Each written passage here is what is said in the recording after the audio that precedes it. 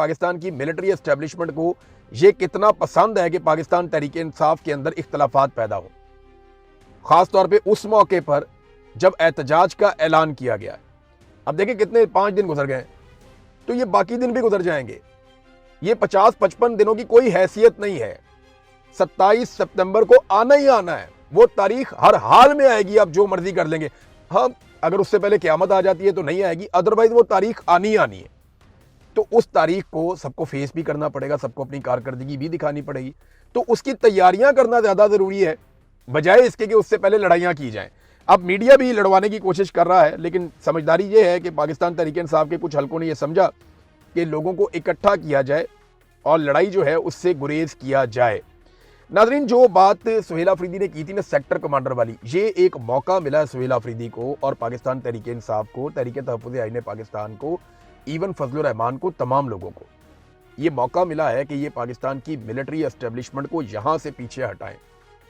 यानी इस एक नुक्ते को लेकर वो आवाज उठा सकते हैं। खैबर पख्तूनख्वा की असेंबली में पहले तो नाम लें कि सेक्टर कमांडर कौन था, उसका नाम क्या है और किन अल्फाज में किस दिन उसने धमकी लगाई है। वजीर आला का एक एक मिनट रिकॉर्डेड होता है।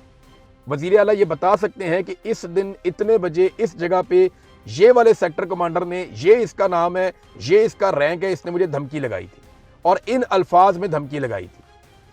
और उसके बाद वो करारदाद पेश करें सूबाई असेंबली में, करारदाद को पास करें और उसके बाद एक FIR दर्ज करवाएं पुलिस स्टेशन के अंदर। अगर FIR दर्ज होती है तो ठीक है, नहीं होती है तो अदालत में चले जाएं। GHQ को लेटर लिखें, आर्मी चीफ को लेटर लिखें, DG ISI को। बेशक वो लोग इसके लिए जिम्मेदार हों, लेकिन आप उन्हें लेटर जरूर लिखें, अपनी कानूनी कार्रवाई आप पूरी करें। मैं आपको मिसाल देता हूं, अगर आपसे कोई पुलिस स्टेशन में रिश्वत तलब करता है तो लाजमी बात है वो SHO को हिस्सा देता है, लेकिन जब भी आप पुलिस स्टेशन में उसके खिलाफ दरखास्त लिखेंगे कि ये मेरे से रिश्वत मांग रहा है, तो आप SHO के नाम ही लिखेंगे। लिहाजा आपको अपनी कानूनी कार्रवाई पूरी करनी चाहिए ताकि वो सनद रहे और बवक्ते जरूरत, क्योंकि वक्त बदलेगा। याद रखिएगा, वक्त ऐसा नहीं रहेगा। ये जो लोग आज फिरौन बने हुए ना, ये सारे कल को तरसेंगे। ये सारे लोग कल को, याद रखिएगा मेरी बात आप, ये सारे लोग कल को मदद मांगेंगे। ये मिन्नतें कर रहे होंगे कि हमारी जान छूट जाए किसी तरह, और जान नहीं छूटेगी।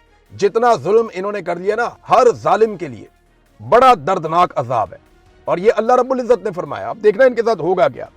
बहरहाल मीडिया कोशिश कर रहा है कि इख्तलाफात बढ़ते जाएं और सेक्टर कमांडर के हवाले से सुहेल अफरीदी साहब को फौरी तौर पे ये एक्शन लेना चाहिए, उन्हें करारदाद भी पेश करनी चाहिए, मुकदमा भी दर्ज करवाना चाहिए और मामले को हर फोरम पे उठाना भी चाहिए।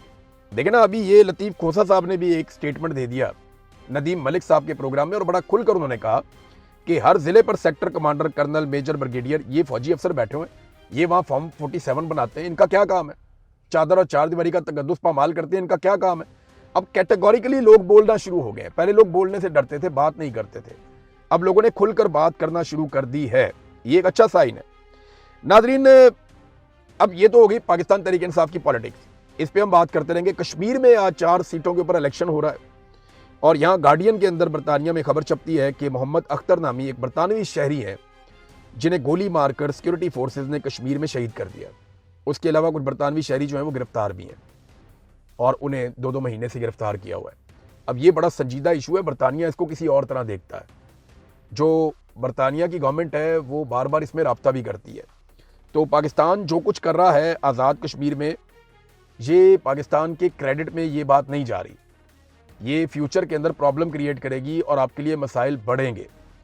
ये जो नफरत की आग लग गई है ये ऐसे बुझेगी नहीं।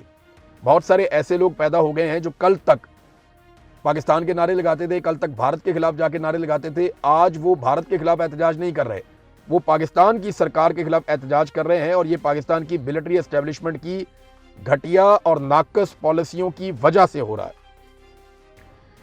नाज़रीन, ज़ीशान एवान साहब हैं, इन्होंने एक डाटा निकाला। ये डाटा बड़ा इंटरेस्टिंग है। डाटा ये बताता है कि ये पूरा जो खित्ता है ना जहां पे हम रहते हैं पाकिस्तान, यहां पे सबसे ज्यादा जो तनख्वाहें और अलाउंसेज है ना वो पाकिस्तान के पार्लियामेंटेरियंस के पास है। अंदाजा कीजिए आप, हमारा मुल्क मईशत में सबसे ज्यादा नीचे गया हुआ है, सरमायाकारी में हमारी बर्बादी फिर गई है, दहशतगर्दी में हम सबसे आगे चले गए हैं, लेकिन पार्लियामेंटेरियंस की तनख्वाहें और मुराद सबसे ज्यादा है, हमारी अलाउंसेज सबसे ज्यादा है। नंबर 1 पे पाकिस्तान आता है जी, और नंबर 2 पे पाकिस्तान से बहुत नीचे जाके इंडिया आता है। नंबर 3 पे बांग्लादेश है, नंबर 4 पे श्रीलंका है। और ये चारों ममालिक पाकिस्तान से ज्यादा तरक्की याफ्ता, बाकी मुल्क इनके बाद आते हैं। लेकिन आप अंदाजा कीजिए कि हमारे खित्ते में सबसे ज्यादा तनख्वाहें और अलाउंसेस जो हैं वो पाकिस्तानी पार्लियामेंटेरियंस के हैं, बाकी सबके कम है। लेकिन कारकर्दगी आप देख लें तो वो अपने मुल्क को कहां से कहां ले गए और हमने अपने मुल्क को कहां से कहां पहुंचा दिया। बल्कि पाकिस्तान की वाहिद फौज है इस पूरे खित्ते में जो कारोबार करती है। खाली पार्लियामेंटेरियंस को बुरा नहीं कहना चाहिए, हमारी फौज वाहिद फौज है जो कारोबार करती है। और उसने कोई ऐसी जंग नहीं की जिसमें हमने अपनी जमीन वापस ले ली हो, यानी जिसमें कश्मीर आजाद करवा लिया हो, हमने अपना पानी छुड़वा लिया हो या कुछ ऐसा कर दिया हो। इंडिया को हमने ठोका एक दो दफा हमें मार पड़ी है, हमारे 90,000 कैदी भी बन गए, हमारा आधा मुल्क भी इंडिया ने तोड़ दिया। इंडिया ने बजौरे ताकत उन्होंने तोड़ दिया, उनके जर्नैल वहां पे आ गए थे और हमने वहां पे सरेंडर किया, हमने हथियार फेंके। बहुत मायूब है, बड़ी तकलीफ दे बात है। लेकिन कारोबार भी यही फौज करती है और भरपूर कारोबार करती है, बड़ा मुनाफा कमाती है। फिर जो इनके कारोबारी इदारे हैं वो टैक्स भी नहीं देते, जो मर्जी आप कर लो, कहते हैं हम फलाई काम करते हैं, हम टैक्स क्यों दें, फलाई काम करते हैं उसके अंदर हमने बराबर कर दिया। अब नाजरीन एक मैं आपको ये वीडियो दिखाता हूँ, जरा वीडियो देखें आप, छोटी सी है, 22 सेकंड की वीडियो है। यहाँ पे एक पार्लियामेंटेरियन है, ये सूबाई असम्बली की, ये उठती है, उठ के कहती हैं जी लिया की गलियां चमकती हैं तो मरियम नवाज की वजह से चमकती हैं। मीठे मीठे अल्फाज हैं, जरा ये आप सुनिए। और उसके ऊपर फिर एक बुजुर्ग हैं, उनका तबसरा देखिए, फिर मैं आपको बताता हूँ, ये सुने आप। लिया की गलियां चमकती हैं तो मेरी वजीर आला मरियम नवाज साहिबा की वजह से जनाब चमकदियां पईयां ने ਤੁਹਾਡੇ ਸਾਹਮਣੇ ਆ। ठीक है ਆਣ ਦੀ ਰਿਕਾਰਡ ਹੈ ਸਾਰੇ ਆ ਦੇਖ ਲਓ ਵੀ ਕੀ ਸ਼ੇਰ ਆ ਚਮਕਦੀਆਂ ਪਈਆਂ ਨੇ। ਹਾਂ ਪਾਣੀ ਕਮ 2 ਫੁੱਟ ਪਾਣੀ ਹੈ, ਇਹ ਚਮਕਦੀਆਂ ਪਈਆਂ ਨੇ। ਇਹ ਸਾਡੀ ਯਾਨੀ ਕਿ ਨਾ ਸੀਐਮ ਦਾ ਹਾਲ ਹੈ, ਇਹ ਸਾਡੀਆਂ ਗਲੀਆਂ ਦਾ ਹਾਲ ਹੈ। झूठ झूठ पे झूठ झूठ। जी नादरीन ये सुना आपने, इसीलिए आपको सोशल मीडिया इतना खतरनाक लगता है, इसीलिए मिलिट्री एस्टेब्लिशमेंट की और 2 नंबर सियासतदानों की जान जाती है। माजी में आप ये गेमें डाल देते थे, तारीफें करो गेमा चुक दो, और बाबा जी ने सारा पोल खोल के रख दिया, झूठ पे झूठ, झूठ पे झूठ। उन्होंने कहा जी ए गलियां चमकदियां पईयां ने। ये है नादरीन हकीकत, और इस तरह खोल के रखते हैं। तो मेरी पाकिस्तानियों से गुजारिश है कि अगर आप इन्हें एक्सपोज करना चाहते हैं, ये सबसे बेहतरीन तरीका होता है। ये जब कभी कोई बोंगी मारें या जब कभी अपनी गेम उठाएं, फौरी तौर पर आप हकायक उसके साथ जोड़ें, इनका क्लिप उठाएं, उसके साथ जो हकीकत है उसको साथ जोड़ें और जोड़ के दुनिया को दिखाएं जनाब ये इनकी औकात है। ये है सोशल मीडिया का सबसे बेहतरीन इस्तेमाल। अब सोशल मीडिया का इस्तेमाल तो ये भी है ना, देखें शहबाज शरीफ का अगर आप स्टेटमेंट देखें या इन लोगों के सारों के आप देखें, महंगाई मार्च इन्होंने किया इमरान खान साहब की हुकूमत गिराने के लिए कि जी महंगाई बहुत हो गई है, हम इमरान खान की हुकूमत गिरा रहे हैं।